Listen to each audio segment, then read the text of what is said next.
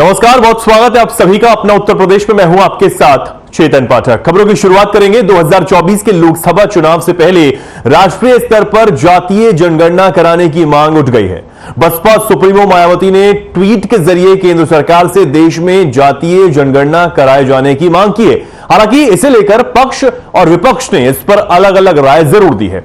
UP की दो बड़ी पार्टियों के रूप में बसपा और सपा की लंबी सियासी पारी का समीकरण बिगाड़कर बीजेपी लगातार 2 बार से यूपी की सत्ता पर काबिज है। कुछ तस्वीर केंद्र की बीजेपी सरकार की भी नजर आती है। लंबे समय से कांग्रेस को शिकस्त देकर 2 बार से बीजेपी केंद्र की सत्ता पर काबिज है और तीसरी बार हैट्रिक लगाकर फिर से केंद्र की सत्ता हासिल करना चाह रही है। हालांकि बसपा प्रमुख मायावती के जातीय जनगणना की यूपी ही नहीं राष्ट्रीय स्तर पर कराने की मांग पर सियासी बयान जरूर सामने आने लगे हैं। बीजेपी विधायक सिद्धार्थनाथ सिंह ने कहा कि पहले मायावती को खुद इस पर जवाब देना चाहिए। साथ ही कहा कि जनगणना की जो बात करते हैं, सपा और बसपा ने अपनी पार्टियों में परिवारवाद के अलावा क्या ही किया है जो जनगणना की मांग करते हैं।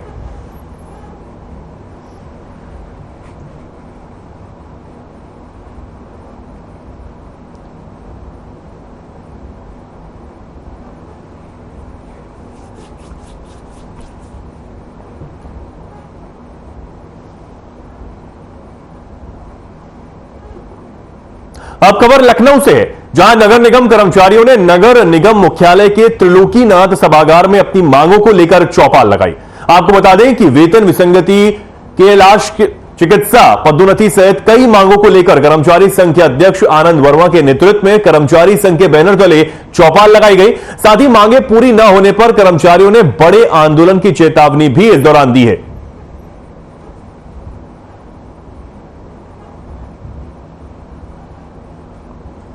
तो बड़े आंदोलन की चेतावनी कर्मचारियों ने दी है।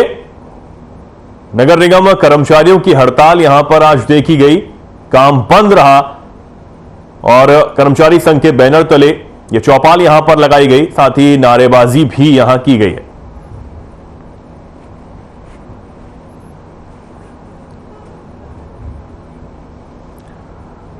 तो लखनऊ में कर्मचारी नगर निगम लखनऊ के कर्मचारियों ने आज चौपाल सभा का आयोजन।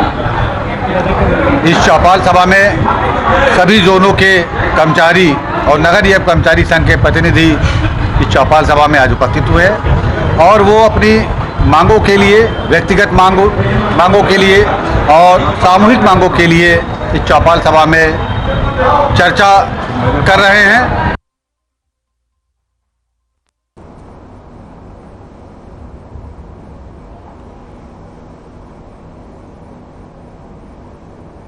आगे बढ़ेंगे। कन्नौज से बड़ी खबर आपको बता दें, भीम आर्मी का कलेक्ट्रेट पर प्रदर्शन हुआ है। मणिपुर हिंसा पर राष्ट्रपति के नाम ज्ञापन भी दिया गया है। महिलाओं को निर्वस्त्र कर घुमाने वालों को फांसी की मांग यहां पर की गई है। मांगे न मानने पर बड़े आंदोलन की चेतावनी तक दी गई है। ये बड़ी खबर आपको बता रहे हैं। मणिपुर हिंसा पर राष्ट्रपति के नाम ज्ञापन सौंपा गया है। भीम आर्मी का ये कलेक्ट्रेट पर प्रदर्शन हुआ। मणिपुर हिंसा को लेकर यह प्रदर्शन किया गया है और महिलाओं के साथ अभद्रता करने वालों पर फांसी की मांग यहां पर की गई है। मणिपुर हिंसा को लेकर भीम आर्मी ने कलेक्ट्रेट पहुंचकर इस जोरदार प्रदर्शन किया। कन्नौज से एक बड़ी खबर आपको बता रहे हैं। साथ ही राष्ट्रपति के नाम ज्ञापन भी यहां सौंपा गया है। तस्वीरें आपके सामने। भीम आर्मी के कार्यकर्ताओं ने कलेक्ट्रेट पहुंचकर जोरदार प्रदर्शन किया। मणिपुर हिंसा को लेकर यह प्रदर्शन यहां पर किया गया।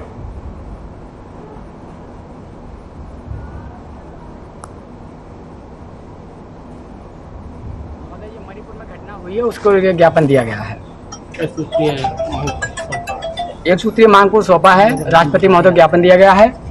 जिस प्रकार मणिपुर में हमारी बहनों को निर्वस्त्र कर घुमाया गया है, ये बहुत ही निंदनीय है और हमारी मांग है राष्ट्रपति महोदय से कि तत्काल बहनों को न्याय दिया जाए, दरिंदों को फांसी दी जाए।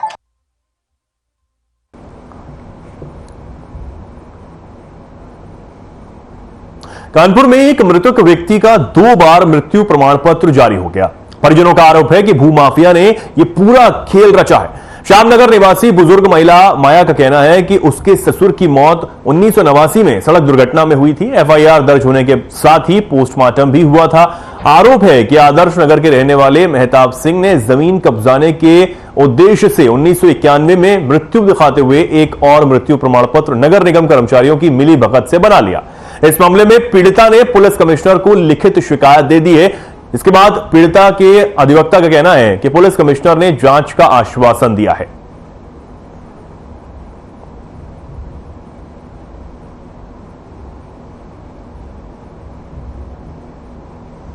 ये कुलदीप वकील साहब हैं। आपकी सास से संबंधित प्रकरण है कि एक जखई थे आपकी सास के सगे ससुर, उनको 16/11/1989 की एक्सीडेंट हो गया, उनकी मृत्यु हो गई और उनका नगर निगम ने प्रमाण पत्र बनाया। लेकिन उनकी मृत्यु के बाद आपके इधर वो है चकेरी में एक मेहताब सिंह भूमाफिया हैं, जिन्होंने पुनः 17/11/1991 की मृत्यु दिखा के एक प्रमाण पत्र बनवाया नगर निगम से और उनकी सारी जमीन हड़प कर ली।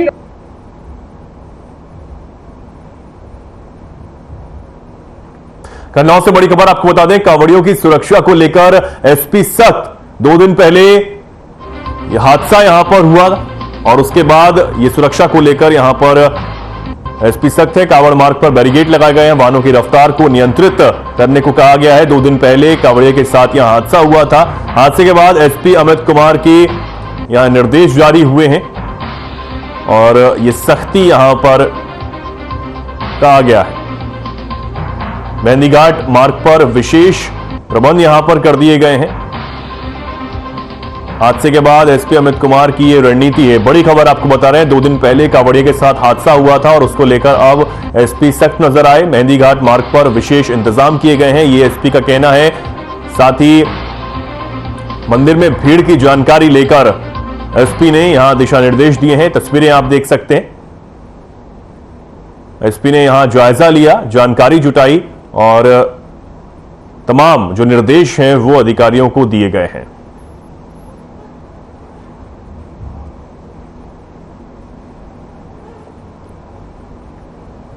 कानपुर के कोहना थाना क्षेत्र के सरयू पुरवा में गंगा में कटान की वजह से 2 मकान यहां अचानक से गिर गए। हादसे में लोग बाल बाल बचे हैं, जिससे इलाके में दहशत का माहौल बन गया है। आपको बता दें कि एक बार फिर से गंगा का जलस्तर बढ़ रहा है। घटनास्थल पर पुलिस बल तैनात कर दिया गया है। साथ ही पुलिस लोगों को सचेत करने में भी अब लगी हुई है।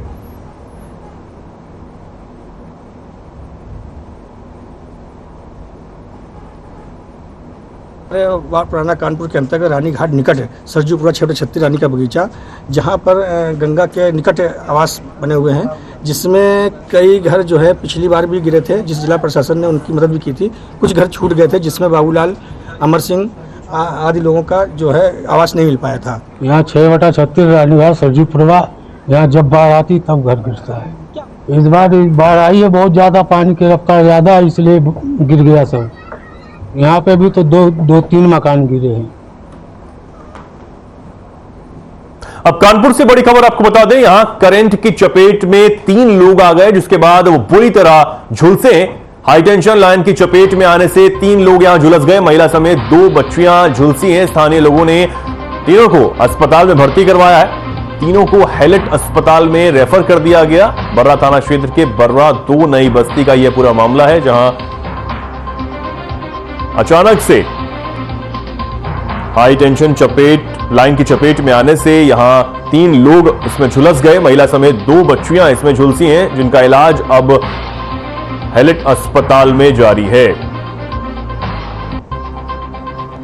बड़ी खबर आपको कानपुर से बता रहे हैं, करंट की चपेट में 3 लोग अचानक से आ गए और बताया जा रहा है कि महिला समेत 2 बच्चियां इसमें झुलसी हैं, जिनका इलाज अस्पताल में जारी है।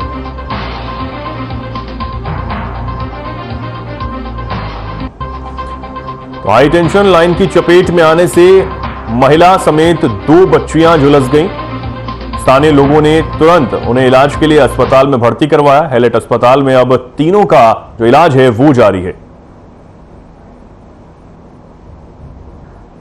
मेरा नाम सुधीर यादव है, मैं बर्रा से पार्षद हूँ। मेरे क्षेत्र में इससे पहले भी 7-8 दुर्घटनाएं हो चुकी, जिसमें हमारे क्षेत्र के निवासियों ने अपनी जान गंवाई है। बराबर हम लोग अधिकारियों से संपर्क बनाए हैं और हम चुनाव जब से जीते हैं तब से बराबर लिखा पढ़ी कर रहे हैं और अधिकारी बिल्कुल नाकारा और निकम्मे किस्म के हैं जो बराबर आश्वासन दे रहे हैं और कोई कार्रवाई नहीं कर रहे हाई टेंशन लाइन हटाने के लिए। राजू भट्ट मेरा नाम है। भांजी हमारी जो है अभी गई थी खेलने, तो बगल में आज से 8-10 वर्ष पूर्व जो है हाई टेंशन लाइन डाल दी गई, जो कि क्षेत्र में हम लोग की एक तरीके से छोटी बस्तियाँ, वहाँ पे हाई टेंशन लाइन नहीं होनी चाहिए। घर के बगल से हाई टेंशन लाइन डालने से 7-8 मौतें ऑलरेडी पहले हो चुकी हैं और हम लोगों ने प्रशासन को, शासन को और जो भी जेई महोदय उनको अवगत कराया, तो बोले आप पैसा दे दीजिए तो मैं अंडरग्राउंड करा दूँ। अब खबर कानपुर से है, जहां पुलिस के गलत व्यवहार के कारण शहर का माहौल खराब होने से बच गया। बता दें कि पुलिस के काम से लोग इतने नाराज हो गए कि सभी ने अपनी दुकानों को बंद कर उस सड़क पर ही उतर आए। वहीं पुलिस के आला अधिकारियों को जब इस बात की सूचना मिली, उन्होंने मौके पर पहुंचकर स्थिति को किसी तरह कंट्रोल किया। आपको बता दें कि स्थानीय लोगों ने पुलिस पर एक विशेष धर्म के युवक के साथ मारपीट करने का आरोप लगाया। हालांकि मामला ज्यादा तूल पकड़ता उससे पहले ही पुलिस अधिकारियों ने मौके पर पहुंचकर मोर्चा संभाल लिया।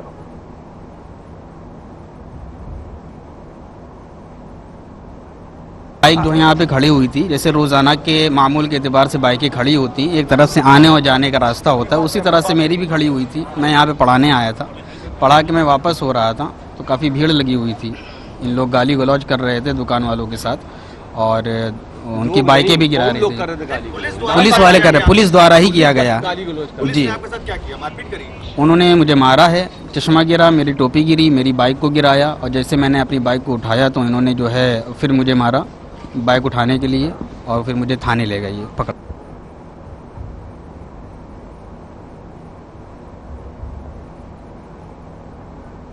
देखिए, थाना बेकनगंज में अभी एक मामला कुछ दिन पहले प्रकाश में आया था, जिसमें पुलिस के ऊपर आरोप लगे थे कि बाजार की तरफ चौराहे पे जहाँ पे कुछ मारपीट की गई थी।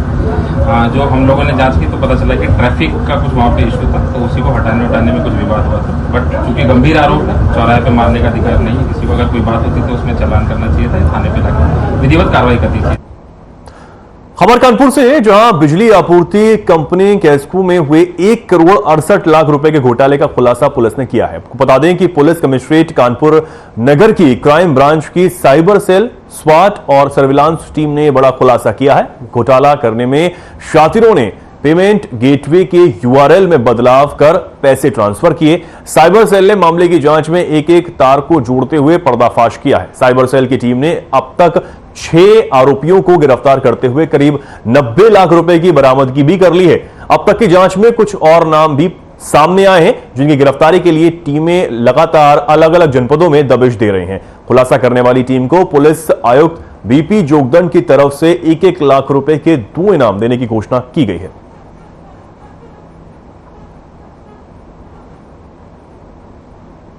आप सभी अवगत है, किसको द्वारा थाना ग्वालटोली में एक 409 का अभियोग पंजीकृत कराया गया था, जिसमें जो किसको का आईसीआईसीआई बैंक द्वारा जो पेमेंट गेटवे मेंटेन किया जाता है और किसको की वेबसाइट पे जाके जो उपभोक्ता अपने बिजली के बिल का भुगतान करते हैं, उसके रिकन्सिलिएशन में किसको को कुछ धनराशि अप्राप्त होने की शिकायत मिली थी। आईसीआईसीआई बैंक का ये पेमेंट गेटवे था, तो मूल रूप से जो मुकदमा ग्वालटोली थाने में लिखा गया था वो आईसीआईसीआई बैंक के विरुद्ध लिखा गया था। अब कानपुर से बड़ी खबर आपको बता दें, पुलिसकर्मी पर अवैध वसूली का यहां आरोप लगा है। टांचमेल बस अड्डे पर यात्री ने यह अवैध वसूली का आरोप पुलिसकर्मी पर लगाया है। धोखाधड़ी कर 15,000 रुपए वसूली का यह आरोप है। बाबूपुरवा थाने में जो सिपाही है वो तैनात बताया जा रहा है। अवैध वसूली से परेशान लोगों ने हंगामा किया है। बिना नेम प्लेट के वसूली करने यह सिपाही पहुंचा था, यह आरोप यहां पर इस पुलिसकर्मी पर लगे हैं। कानपुर से बड़ी खबर, जहां पुलिसकर्मी पर एक यात्री ने 15,000 रुपए वसूली का आरोप लगाया है। बाबूपुरवा थाने में यह सिपाही जो है वो तैनात बताया जा रहा है। इसके बाद यहां लोगों ने हंगामा किया है और यह बड़ा आरोप पुलिसकर्मी पर लगा है। बिना नेम प्लेट के यह वसूली करने पहुंचा था, यह भी आरोप है। बड़ी खबर आपको बता रहे हैं, तस्वीरें भी निकलकर सामने आई हैं। पुलिसकर्मी पर अवैध वसूली का आरोप एक यात्री ने लगाया है। बताया जा रहा है कि टाटमेल बस अड्डे पर यात्री ने आरोप लगाया है, 15,000 रुपए वसूलने का यह आरोप है। श्रम विधि सलाहकार एसोसिएशन एवं लेबर रिप्रेजेंटेटिव एसोसिएशन के तत्वाधान में आज 6वें दिन भी पूर्ण रूपेण हड़ताल रही। किसी भी श्रम न्यायालय तथा अपर श्रमायुक्त कार्यालय में कोई भी काम नहीं हुआ।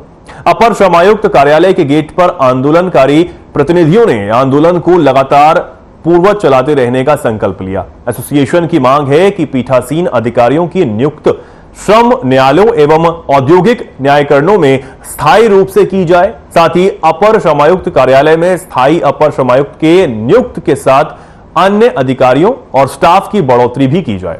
अपर श्रमायुक्त कार्यालय में वर्षों से पद रिक्त पड़े हैं तथा पूरे रीजन का कार्य, जिसमें कानपुर देहात, फर्रुखाबाद, कन्नौज व इटावा के जिले आते हैं, का कार्य नहीं हो पा रहा। केवल एक सहायक श्रमायुक्त एवं एक प्रभारी अपर श्रमायुक्त ही है। आंदोलन के समर्थन में मेरठ, गाजियाबाद, आगरा, झांसी, लखनऊ, बरेली एवं बांदा श्रम विभाग व श्रम न्यायालयों में कार्य करने वाले प्रतिनिधियों ने आंदोलन का समर्थन करते हुए अपने अपने कार्यालयों व न्यायालयों में आंदोलन प्रारंभ कर दिया है।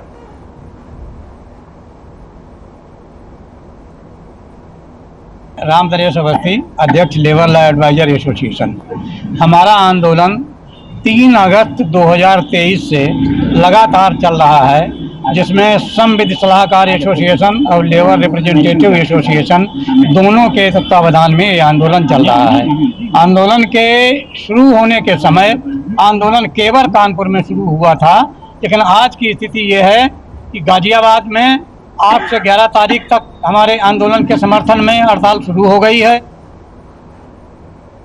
अब खबर कानपुर से है, जहां दर्शनपुरवा इलाके में रहने वाले 60 वर्षीय पीड़ित सुनील कुमार मालिक ने पुलिस पर आरोप लगाते हुए बताया कि दरोगा बृजमोहन पाल ने अपनी वर्दी का रौब दिखाते हुए उनकी जमीन पर कब्जा कर लिया। वहीं जब पीड़ित के मुताबिक दरोगा उन्हें जान से मारने की धमकी दे रहा है। जानकारी के मुताबिक आरोपी दरोगा वर्तमान समय में लखनऊ में तैनात है। ऐसे में पीड़ित बुजुर्ग कानपुर शहर तमाम आला अधिकारियों के साथ साथ सीएम से मिलकर न्याय की गुहार भी लगा चुके हैं, लेकिन उन्हें अब तक न्याय नहीं मिल पाया है। ऐसे में एक बड़ा और अहम सवाल यह उठता है कि अगर बुजुर्ग द्वारा लगाए गए आरोप बिल्कुल सही हैं, तो आला अधिकारी आरोपी दरोगा के खिलाफ कार्रवाई करने से क्यों कतरा रहे हैं और कार्रवाई कब तक होगी? मेरा सर नाम सुनील कुमार मलिक है। मैं दर्शनपुरा में किराए पर रहता हूँ। मेरा एक प्लाट है 279, मतलब 1 कम 280 वर्ग गज का, कोयला नगर पुलिस चौकी के पास में 2007 में खरीदा था। लगभग 1.5 साल से एक दरोगा है बृजमोहन पाल जी, उन्होंने हमारे प्लाट की बाउंड्री और एक कमरा तोड़ कर उसके ऊपर निर्माण कराना शुरू कर दिया है। हम जाते हैं तो हमसे कहते हैं भाग जाओ ना, गोली मार देंगे। उनके पास किसी भी प्रकार की उस जगह की कोई रजिस्ट्री नहीं है। अमरोहा की तहसील नौगावा सादत के एसडीएम को बाक्यू लोक शक्ति ने विभिन्न मांगों को लेकर ज्ञापन सौंपा है। आपको बता दें कि बाक्यू लोक शक्ति के नौगावा सादत तहसील अध्यक्ष डॉक्टर नरदेव कश्यप के नेतृत्व में कार्यकर्ता और पदाधिकारी पहुंचे और उन्होंने एसडीएम सुधीर कुमार को किसानों की समस्याओं को लेकर यह ज्ञापन सौंपा और जानकारी देते हुए बताया कि आवारा पशु लगातार फसल को बर्बाद कर रहे हैं, जिनका शासन प्रशासन ने अब तक कोई भी बंदोबस्त नहीं किया है। दूसरे, बिजली विभाग के कर्मचारी किसानों से अधिक बिल निकालकर किसानों का शोषण कर रहे हैं। उन्होंने चेतावनी देते हुए कहा कि अगर हमारी समस्याओं का निस्तारण नहीं होता है तो हम अनिश्चितकालीन धरना देंगे।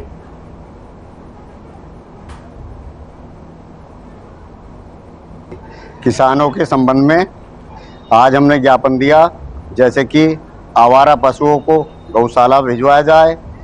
दूसरे, समय समय पर किसान निधि पेंशन योजना आनी चाहिए और बिजली विभाग वाले अधिक बिल निकालकर किसानों का शोषण किया जा रहा है।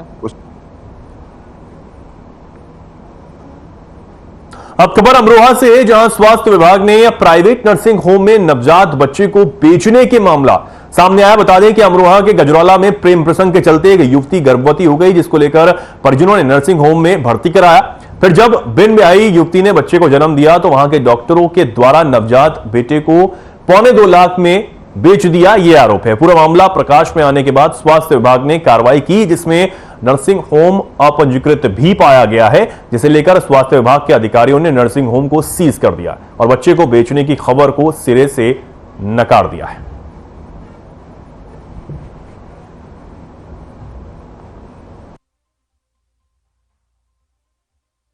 के जरिए ही इंसिडेंट सामने आया है कि कोई गजरौला में किसी नर्सिंग होम में कोई डिलीवरी हुई थी, इसकी बच्चे के बारे में आप लोगों ने बताया है। अभी मेरे संज्ञान में कोई रिपोर्ट आया उसकी, ना कोई भी सिर्फ प्रेस के जरिए मेरे को मालूम पड़ा है। उसको गजरौला एमआईसी के जरिए और हमारी जो टीम है यहाँ की जरिए भेज के जांच की जाएगी। कौन सा नर्सिंग होम में अभी मेरे को ये पता नहीं क्या है, लेकिन कोई रोड पर नर्सिंग होम गजरौला में, तो वहाँ के एमआईसी से पता करके और वहाँ अभी भेज के जांच की जाएगी। ये सीएमओ सर ने एक आदेश दिया था, उनके पास से कहीं फ़ोन आया किसी प्रकरण को लेकर कि कोई बच्चे का चोरी का मामला है, बोले जाके आप गजरौला में आज नर्सिंग होम वहाँ जाके आप देखिए।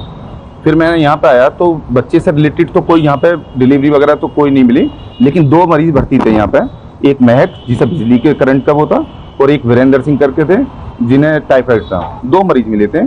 फिर यहाँ पे संचालक को बुलाया गया, संचालक के द्वारा उससे डॉक्यूमेंट्स मांगे गए, संचालक के द्वारा जो है डॉक्यूमेंट दिखाए गए, लेकिन उसमें सीएमओ ऑफिस का रजिस्ट्रेशन नहीं था। सीतापुर के रामकोट थाना क्षेत्र में युवक का शव मिलने से हड़कंप मच गया। सूचना पाकर मौके पर पहुंची पुलिस ने शव को कब्जे में लेकर पोस्टमार्टम के लिए भेज दिया है। वहीं पुलिस पूरे मामले की अब छानबीन में जुट गई है। मृतक युवक का नाम प्रेम प्रकाश बताया जा रहा है, जो कि गांव खपूरा का ही रहने वाला था। पुलिस का कहना है कि मृतक के परिजनों ने 4 लोगों को नामजद करते हुए मामला दर्ज कराया है, जिसमें 3 लोगों को हिरासत में लेकर पूछताछ की जा रही है।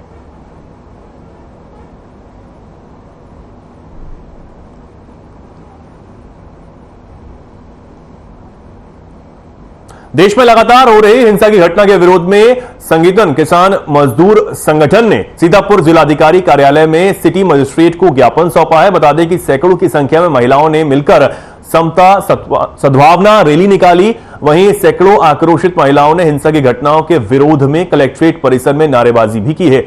सिटी मजिस्ट्रेट को सौंपे गए ज्ञापन में देश में लगातार हो रही हिंसा से बिगड़ते हुए माहौल पर चिंता जताई गई है।